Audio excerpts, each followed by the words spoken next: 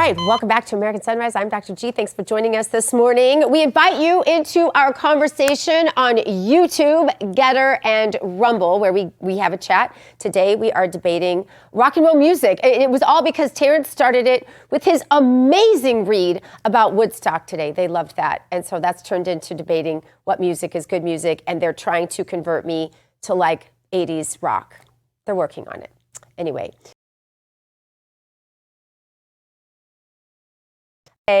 7 nations are already committed to nominating President Trump for the Nobel Peace Prize. The White House released the list on social media this week. Armenia, Israel, Pakistan, Rwanda, among the countries who have endorsed President Trump as the president of peace. Let's bring in David and Terence for discussion. And while that's very interesting, I just have to go back to Terence's read. That was... We've all agreed in the chat. Why are we bringing up old stuff, Dr. Gina? Why are we bringing up old stuff? Can we just leave that in the past? We really want to see you as a long-haired hippie freak. We really want to see you in a Woodstock-worthy outfit with the little handkerchief, tied here, and your hair all down like that. We want to see that, Terence. The chat is requesting it. I'm just the messenger. Well, I want to look like Billy D. Williams and have muscles. That ain't gonna happen. Yeah. Well, they're transitioning me out of my country into an 80s rock because I went to a Styx concert in Donny Iris last weekend for my husband because I love him, and so now they all think they're trying to convince me that I'm an 80s rocker. But David Brody is an 80s rocker, and yeah, I'm an 80s rocker. As a matter of fact, I'm bringing back the mullet. I'm going to the mullet next time you see me. I'll have that. Will you? No, I'm not gonna wear a mullet. Just to confirm. So that's fake news. There I am. Yeah, that was me when I was in with Def Leppard back in 1981. Mm-hmm. Yeah, I must admit, David, I did like Van Halen, and still do. Like Panama and Jump from those were great songs, and I really did like those. Like I was actually rocking up to those back in my day. David Lee Roth, his individual stuff, I actually really like too. And by the way, speaking of Styx, my favorite band in the 70s, I just want to let you know. But then Dennis DeYoung is not with the band anymore, so womp womp. But anyhow, I like the Eagles. Really?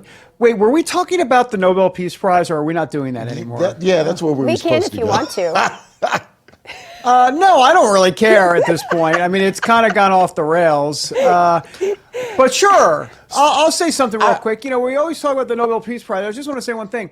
That's going to be in October. In other words, they're going to announce this in October. So just an FYI.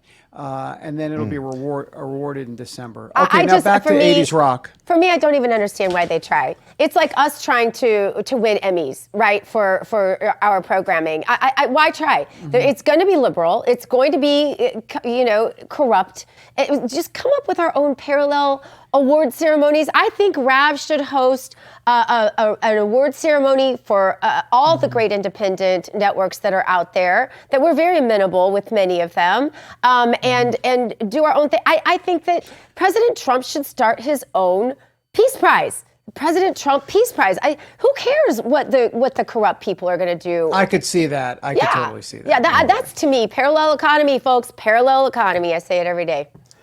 But you know what, Dr. Gina, there's something to be said about countries coming out and supporting you, because it really speaks to the substance of what you achieved, not necessarily the motivation. And kudos to those countries for coming out and recognizing President Trump's work in bringing about peace literally around the globe. And whether he wins the Nobel Peace Prize or not, I think the fact that there are so many countries, you're talking 7, that's more than a half dozen countries, coming out and publicly saying, we support President Trump for the Nobel Peace Prize based on what he's done, based on the substance of what he's done, I think speaks volumes. Well, I just want to say one last thing. I know we got to run, but that is one factor for sure, all of these countries. But I was looking up, once again, cue the line, because I have nothing better to do this morning, and I was looking up what the criteria is to elect someone for the Nobel Peace Prize, and it says basically if you're promoting cooperation and understanding among different countries, check, Trump is, and holding and promoting and organizing and advocating for gatherings that advance peaceful conflict resolution, check, that's Trump. So there you go. By the way, the Nobel Peace Prize, interesting, it's done by the Norwegian Nobel committee, which is formed by Parliament, the Norwegian Parliament, and it's 5 people on the committee. 5 people. That's okay, how it so works. there's 6 or 7 countries that have endorsed him out of 195 countries in the world. I'm sorry. I think the 6 countries that have endorsed him want something. I think it's it's okay, great. But come up with our own Peace Prize. President Trump deserves this. He should establish it based on this record administration that is going to create more peace in our world and in a very complicated situation geopolitically, probably than ever before. This is just me guessing. And I think that he'll get more recognition out of that than trying to get these 5 obviously very politicized people to give him an award. And I don't care if 100 countries nominate him, because they want something from the U.S. as well. It looks transactional, and I'm not that impressed with the situation. I think President Trump is bigger and better than all of them, and he can establish his own parallel award. That's what I think. Anyway, we want to welcome now to American Sunrise before our control room completely kicks all 3 of us off of the air. Carefree Largo, a member of he's here to represent all the great folks in our chat every single day. We're up on YouTube now, having fun over there, Carefree. You've got to enjoy that happening, right? Absolutely. I've been jumping in there from time to time, and it's always very vibrant. They have some very different opinions. Yeah, they all do. We had David Brody with another great interview. I'm telling you, David Brody, aren't you glad you don't have to work with David Brody, Carefree? Because, he goes and he gets these amazing sit-down interviews that make Barbara Walters look like she's just starting out in broadcasting. This time it was with Sleepy Eyes Chuck Todd. Ravmod1 said, David is killing it with these big interviews. She's not wrong, is she? No, not at all. And the bigger part about it, because not everybody's excited to see Chuck Todd, old Sleepy Eyes, as the president called him, but it's more important to realize that Real America's Voice really wants an informed viewer, and that David goes out and does these interviews and brings them in for us to see, and they've been shown all over now. I think is just a testament to how hard Real America's Voice works to bring this kind of programming to us. Yeah, no doubt about it. And the president even retweeted about David's interview, and then kind of invited old Mr. Todd on over to president's side of the aisle. I don't know. Do you think that David Brody could affect the political change that way? Well, if anyone could, it would be David Brody. I'll say that much. That is true. But no, I don't think Chuck Todd has enough sense to cross the road. So Probably not.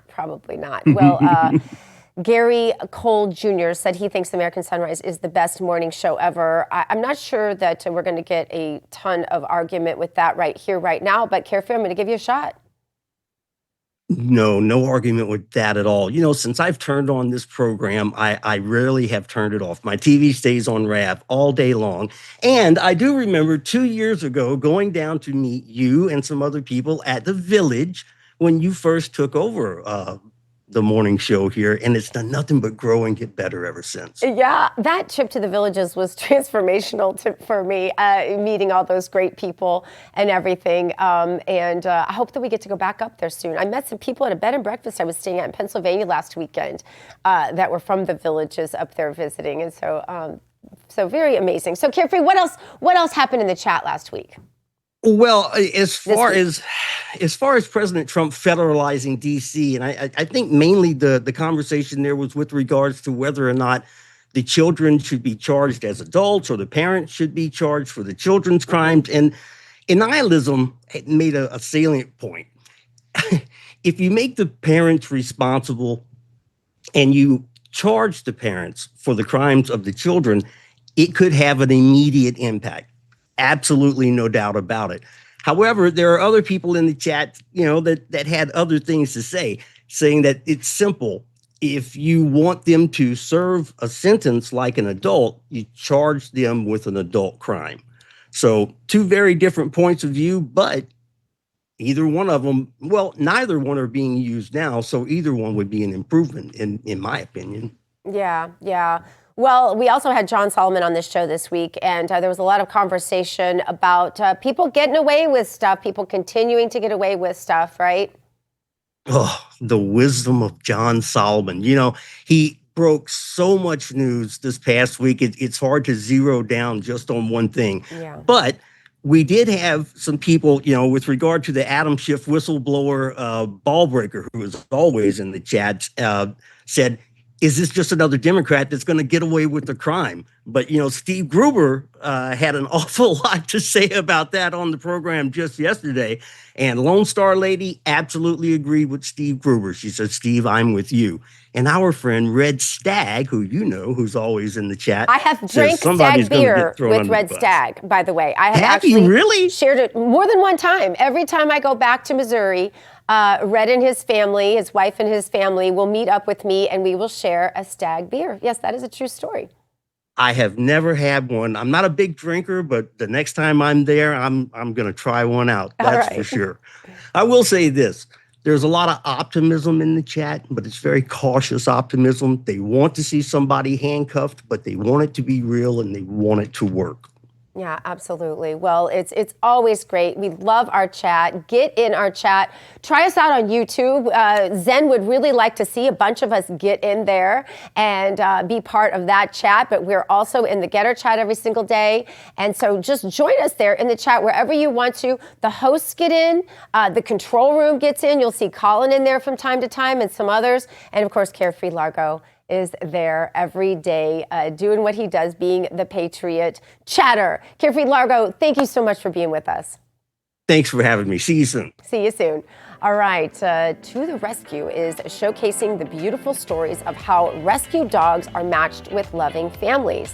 The man behind the production, Tommy Habib, joins us right after this break with stories that will both inspire you and bring a tear to your heart. Stay with us.